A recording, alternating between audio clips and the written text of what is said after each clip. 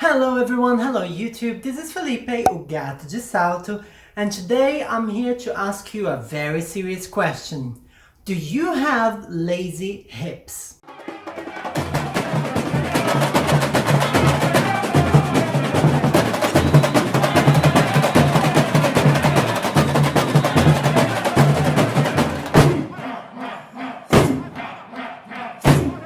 So welcome back to my channel Samba World, where I try to bring out a new video for you weekly talking about carnival, samba music, samba dance and anything related to this amazing world which I love very much, and I'm sure you love it too. So if you don't know this channel, make sure you subscribe to it, hit the notification button so you know when there's a new fresh video on its way out to you, and share this channel and its videos with all of your friends and contacts so we can make our community grow.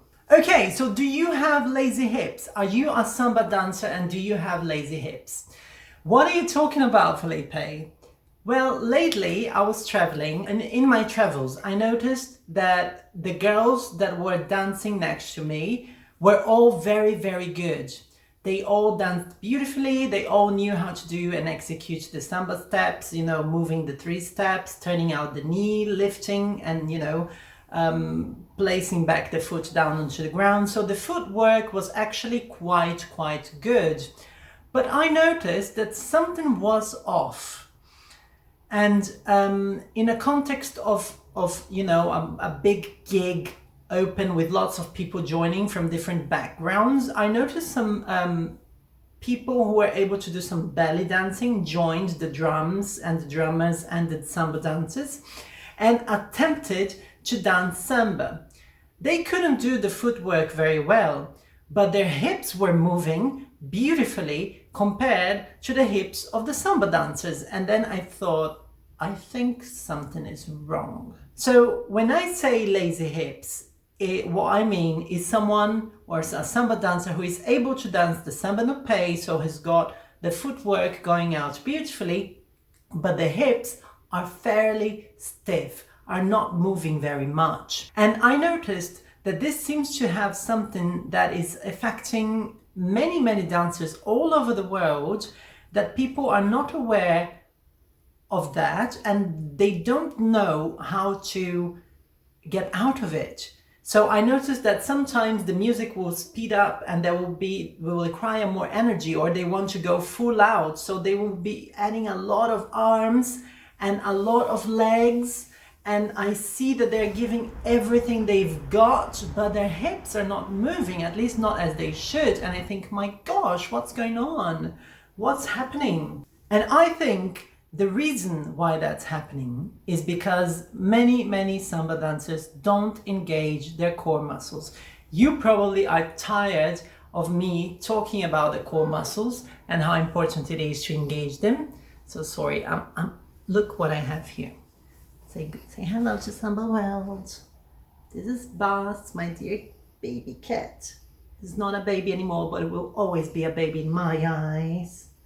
Now you can lay down here, but you cannot touch the camera, okay? Don't touch the camera, please. So stay there. Yes. Where was I? Yes, engaging your core muscles, engaging your core and your back. I think that because they're not used to doing that, they expect all the movement to come from the legs and the knees and the footwork, but that's not what happens. For you to move your hips a lot, you need to engage your core. All right, so we found the origin of the problem, how to fix it. I think the best thing that you can do is to train isolated exercises for your hips and bum and core. Now, I know plenty of exercises that I always teach in my classes. I can't teach all of them to you, but I can definitely show you 1 or 2. I always talk about the isolated hip movements going up and down, and the twisting. There are many different ways of exercising the twisting. Now, make sure you talk to your samba teacher, your samba trainer, someone who is able to dance in your local area, and ask him or her for ideas and for exercises, or if you can, come and join one of my classes and I'll gladly teach you what you can do to loosen your hips, so to get it more mobile, and also to engage your core muscles so you can actually move them actively and you're aware of where they're going and where they're supposed to be going, and you don't get this awful lazy hips. Okay, you should not be dancing with lazy hips. If you're dancing with lazy hips, perhaps don't dance at all. You know, do a rebolado, do some walking, do whatever you want, but when you hit the samba step, at least in my opinion, I believe that the energy should be going through your hips, should be coming out through your hips. You should be hips. I don't care about the footwork very much. I don't care about how high your knees are being lifted. I don't care about many things, but I do care about how much your hips are moving. And I suggest you care as well, because when you see a samba dancer who moves her hips or his hips widely, but also in harmony to the bateria, there is nothing more exciting, beautiful, and inspiring. Another thing that I can tell you is it's a little tip. Think about the letter X from the alphabet, so the X, all right? It has 4 tips, 1, 2, 3, and 4. Now, these are the spots or the checkpoints that your hips should be touching. Now imagine they're touching, you know, if you see from above, your hips should be going to all of those 4 points every time you dance samba. But Felipe, I don't understand. What exactly do you mean? Okay, so let's pretend, I'm gonna show you in a minute because I recorded this outdoors as well. But let's pretend you are going to start samba with your right leg, okay? So you're gonna take a step back in the 1.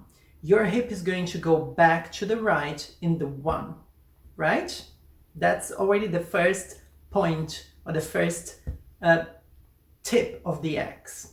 Then you're gonna push your weight to the front in the same X. So you're just gonna go diagonal across to the front with your hip.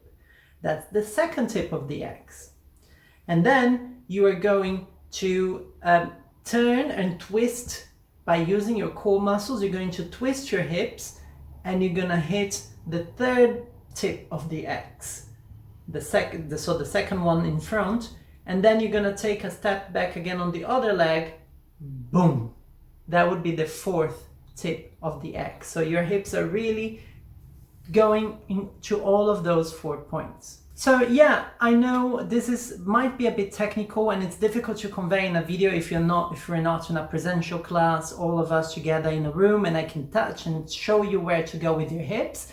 But you should definitely train this. There are different samba techniques. This is also something that I always say, and people don't give enough attention to it, to the fact that there's always different samba techniques. How many samba techniques can you dance? How many samba techniques do you know?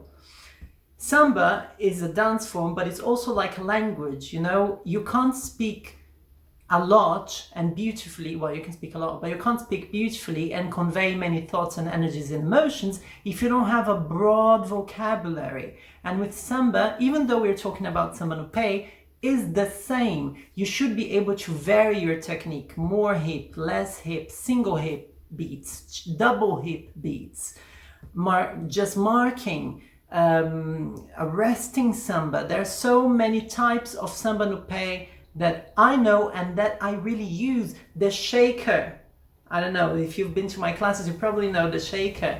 There are so many different approaches to get your hips moving. So please don't dance and not move your hips. Make sure they are moving and that they're not lazy. So yeah, I hope you enjoyed this video with a little bit of dance tips.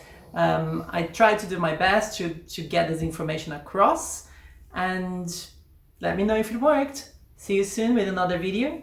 Take care and bye bye.